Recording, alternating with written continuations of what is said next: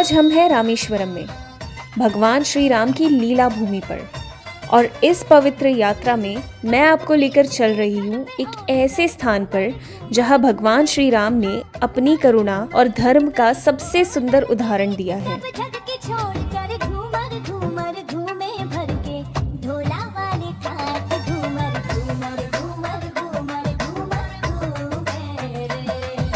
हमारा आज का पहला डेस्टिनेशन है राम सेतु, जिसे कुछ लोग एडम्स ब्रिज भी कहते हैं। ये वही पुल है जिसके बारे में हम बचपन में रामायण में सुनते आए हैं, जहां भगवान श्री राम ने अपनी वानर सेना के साथ समुद्र पर सेतु बनाया था ताकि वह लंका पहुंचकर माता सीता को रावण से मुक्त कर सके। आज हम इसी पवित्र स्थान पर हैं, जहां हर लहर राम नाम का जप करती है और हर रेत का कण भक्ति की कहानी सुनाता है। आप देख सकते हैं ये फैला हुआ विशाल समुद्र, यहीं से शुरू होता है राम सेतु। ये सेतु भारत के तमिलनाडु राज्य के रामेश्वरम से लेकर श्रीलंका के मन्नार द्वीप तक फैला हुआ है। इंडिया का लास्ट करीब 48 किलोमीटर लंबा, जो समुद्र की लहरों के बीच पत्थरों से बना एक प्राकृतिक अद्भुत मार्ग है। कहा जाता है जब भगवान राम की पत्नी माता सीता का हरण रावण ने किया, तब भगवान राम अपनी वानर सेना के साथ श्रीलंका जाने के लिए यहाँ आए। समुद्र इतना विशाल था कि पार करना असंभव लग रहा था। तब भगवान राम ने समुद्र देवता से मार्ग देने की प्रार्थना की। तब समुद्र देवता प्रकट हुए और उन्होंने भगवान राम से कहा कि आप सेतु बनाकर पार करें, मैं आपकी सहायता करूँगा। इसके बाद भगवान राम ने अपने वानरों को आदेश दिया, नल और नील, तुम दोनों इस सेतु का निर्माण करोगे। कहा जाता है वानर पत्थर पर राम नाम लिखकर समुद्र में डालते थे और वो पत्थर डूबते नहीं थे, वे तैरने लगते थे। इस प्रकार एक एक पत्थर से समुद्र पर पुल बनता गया। ये दृश्य इतना अद्भुत था कि देवता भी आसमान से देख रहे थे। ये पुल रामेश्वरम से मन्नार द्वीप तक बनाया गया और इस मार्ग से श्री राम, लक्ष्मण, हनुमान और पूरी वानर सेना ने समुद्र पार किया। इस सेतु को ही हम आज राम सेतु कहते हैं। ये सेतु आज भी समुद्र के नीचे मौजूद है और वैज्ञानिक रूप से इसे लाइमस्टोन शोल कहा गया है। नासा और कई भारतीय अनुसंधान संस्थाओं ने सैटेलाइट इमेजेस से इसकी संरचना का अध्ययन किया है, जिसमें स्पष्ट दिखता है कि ये प्राकृतिक नहीं बल्कि किसी उद्देश्य से बनी हुई संरचना है। कई वैज्ञानिक मानते हैं कि ये संरचना करीब 7000 वर्ष पुरानी है। रामायण के अनुसार ये सेतु त्रेता युग में बना था और आज भी इसकी आकृति समुद्र की गहराइयों में देखी जा सकती है। पुरातत्व सर्वेक्षण विभाग और कई भूगर्भीय अध्ययनों में पाया गया है कि ये पत्थर आसपास के चट्टानों से भिन्न है, यानी इन्हें कहीं और से लाया गया है। यही इस सेतु की सबसे बड़ी रहस्यपूर्ण बात है। कहते हैं ये सेतु कभी पूरी तरह से पैदल चलने योग्य था। पुराने ग्रंथों में उल्लेख है कि लगभग 15वीं सदी तक लोग इस मार्ग से श्रीलंका तक पैदल जा सकते थे। बाद में समुद्र की लहरों और समय के साथ इसका अधिकांश हिस्सा जलमग्न हो गया, लेकिन आज भी समुद्र के अंदर इसका आकार साफ दिखाई देता है। हाँ, जब मेरे पापा आके गए थे ना, हाँ, हाँ। मेरे लिए, हमारे लिए, मेरे अच्छा, ओके, दिखाओ।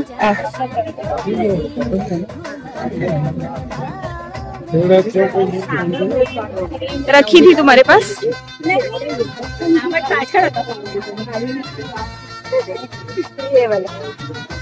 अच्छा, ओके। पापा की याद आ रही है? हाँ। राम सेतु।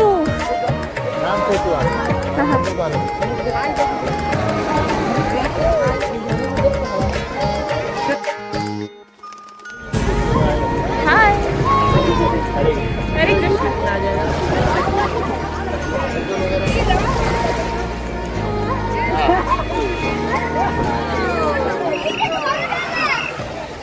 अब हम जा रहे हैं कोठन दरमर मंदिर, जो राम सेतु से केवल 18 किलोमीटर की दूरी पर है और रामेश्वरम से 12 किलोमीटर। ये रास्ता समुद्र के बिल्कुल किनारे किनारे जाता है। एक तरफ फैला हुआ है नीला समुद्र और दूसरी तरफ हवा में गूंजते राम नाम के स्वर। ये रास्ता इतना सुंदर है कि सफ़र अपने आप में एक अनुभव बन जाता है। तो दोस्तों, अब हम पहुंच गए हैं कोठन-दरमर मंदिर। इस मंदिर का नाम कोठन-दरमर इसलिए पड़ा क्योंकि यहाँ भगवान राम का स्वरूप कोठंड मतलब धनुष धारण किए हुए हैं। यहाँ उनके साथ माता सीता और लक्ष्मण जी की भी मूर्तियाँ स्थापित हैं। मंदिर छोटा ज़रूर है, लेकिन इसकी आभा, इसकी ऊर्जा और वातावरण इतना पवित्र है कि मन तुरंत शांत हो जाता है। रामायण के अनुसार ये वही स्थान है जहाँ रावण के छोटे भाई विभीषण ने भगवान राम के चरणों में आकर शरण ली थी। जब रावण ने अधर्म के मार्ग पर चलना शुरू किया तो विभीषण ने उसे समझाने की बहुत कोशिश की थी, लेकिन जब रावण नहीं माना तो विभीषण ने अपने बड़े भाई को छोड़कर भगवान राम का साथ देना चुना। विभीषण सीधा समुद्र पार कर भगवान राम के पास आए और कहा, प्रभु, मैं आपके चरणों में शरण चाहता हूँ, कृपया मुझे अपनी शरणागत स्वीकार कीजिए। कुछ वानर सेना के योद्धाओं ने कहा, प्रभु, ये रावण का भाई है, इस पर भरोसा मत कीजिए। लेकिन भगवान राम ने उत्तर दिया, जो भी मेरे पास शरण मांगने आता है मैं उसे कभी नहीं ठुकराता। और यही घटना कोठन-दरमर मंदिर की आत्मा है, दया, करुणा और धर्म का संगम। यहाँ भगवान राम ने विभीषण का अभिषेक भी किया और उन्हें लंका का राजा घोषित किया। यहाँ आकर ऐसा लग रहा है जैसे हम त्रेता युग में पहुँच गए। यहाँ की मूर्तियाँ बहुत ही प्राचीन हैं और कहा जाता है कि ये मंदिर समुद्र की तूफानों से कई बार घिरा, लेकिन कभी नष्ट नहीं हुआ।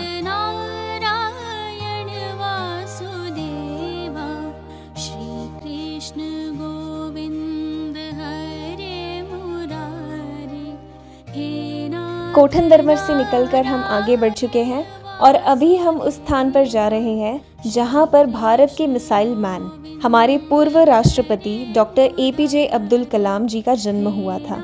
यही इस साधारण सी गली में एक मछुआरे परिवार में जन्मे कलाम साहब ने अपने सपनों की उड़ान शुरू की थी। ये घर बहुत ही साधारण है, जिसे देखकर कोई सोच भी नहीं सकता कि यहीं से भारत के भविष्य को आकार देने वाला महान वैज्ञानिक निकलेगा। Taking pictures and videos are not allowed inside, but ये घर हमें सिखाता है कि महानता हमेशा बड़े शहर में जन्म नहीं लेती। कभी कभी एक छोटे से गांव की मिट्टी से भी ऐसे व्यक्ति निकलते हैं जो पूरे देश का मार्गदर्शन करते हैं।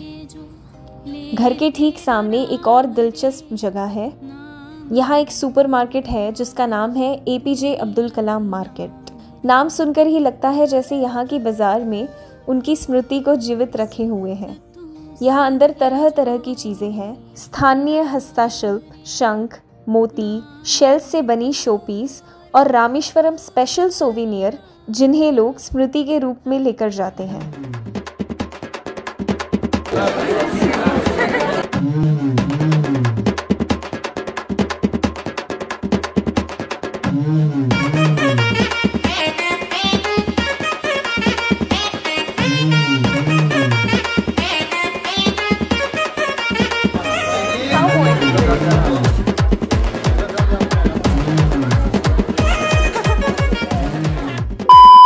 सपना वो नहीं होता जो सोते वक्त देखते हैं, सपना वो है जो आपको सोने नहीं देता।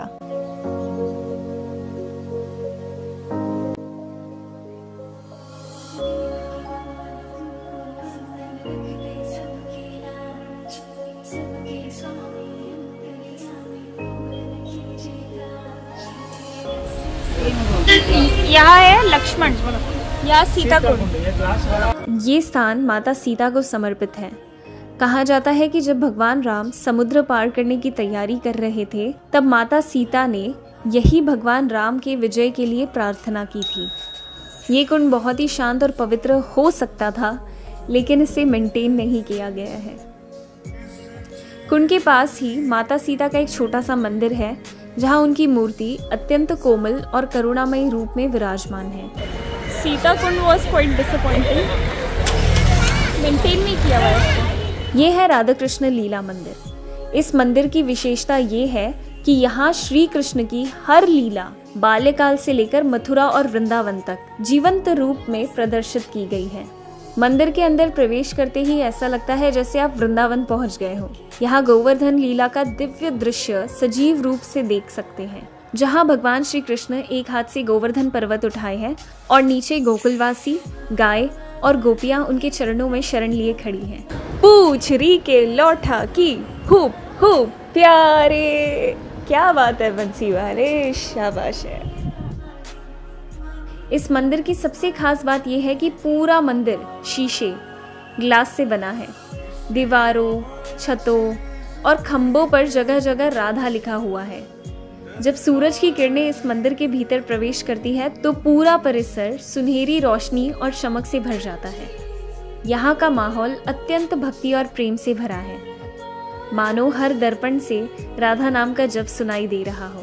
ये मंदिर राधा भाव का प्रतीक है, वह प्रेम जो निष्काम और निर्मल है। लाला जी बैठे हैं नीचे। वृषभानु लाली।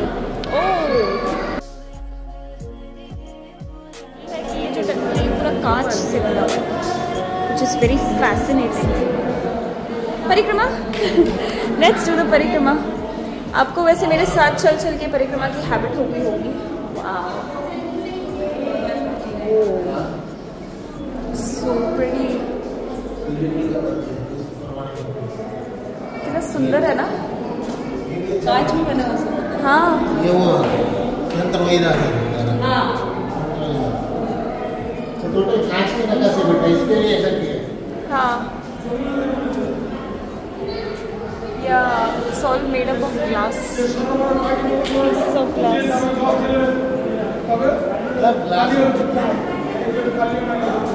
अच्छा है। ये हर जगह राधे राधे लिखा है। देखो ऊपर सीलिंग में भी हुई है। हाँ, राधे राधे राधे राधे। कृष्ण कृष्ण कृष्ण कृष्ण। सीता कुंड के बिल्कुल सामने ही स्थित है लक्ष्मण कुंड। कहा जाता है कि समुद्र पार करने से पहले लक्ष्मण जी ने यही स्नान किया था और भगवान राम की विजय यात्रा के लिए प्रार्थना की थी।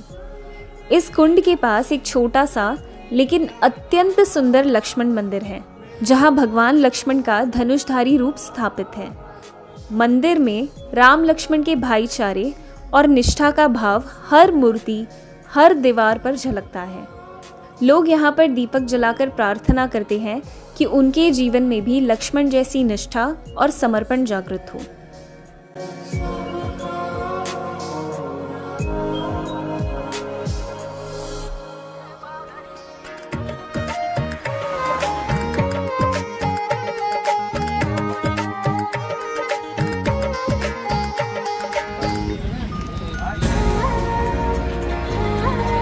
पापा रेड वाला था।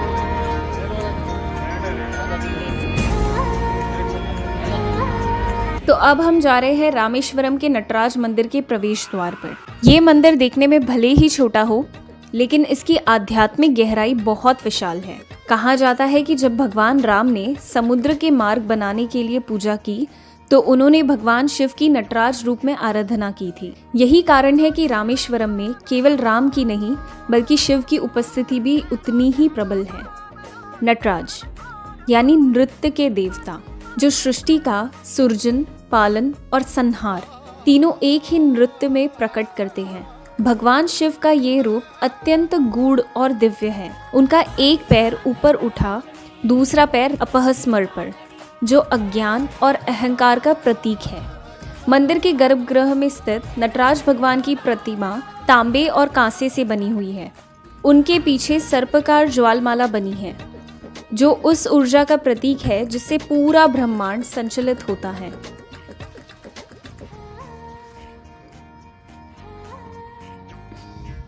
रामेश्वरम में जहाँ शिव नटराज रूप में सृष्टि का नृत्य करते हैं, वही ठीक सामने भक्ति और बल के प्रतीक भगवान हनुमान पंचमुखी रूप में विराजमान है। ये स्थान नटराज मंदिर के सामने ही स्थित है, जहाँ हर भक्त अपने हृदय की सारी थकान भूलकर हनुमान जी के चरणों में समर्पण कर देता है।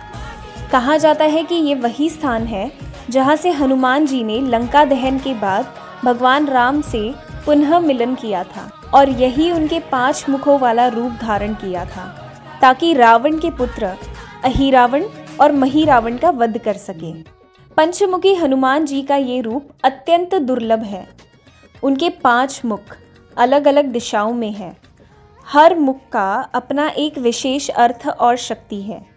पूर्व मुख भगवान हनुमान का स्वयं का मुख, जो बल और भक्ति का प्रतीक है।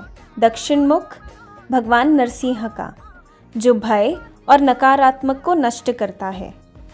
पश्चिम मुख भगवान गरुड़ का, जो विष और दुष्ट शक्तियों से रक्षा करते हैं। उत्तर मुख भगवान वराह का, जो स्थिरता और धरती की रक्षा का प्रतीक है।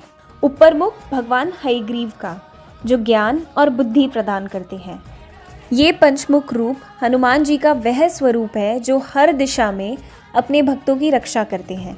ये मूर्ति छोटी ज़रूर है, लेकिन इसमें इतनी ऊर्जा है कि जब आप दर्शन करते हैं तो एक अलग ही कंपन शरीर में महसूस होता है। मंदिर के अंदर एक और चमत्कारी वस्तु है, राम सेतु की असली पत्थर। जी हाँ, यहाँ कांच के बॉक्स में रखे हुए पत्थर ऐसे हैं जो पानी में तैरते हैं।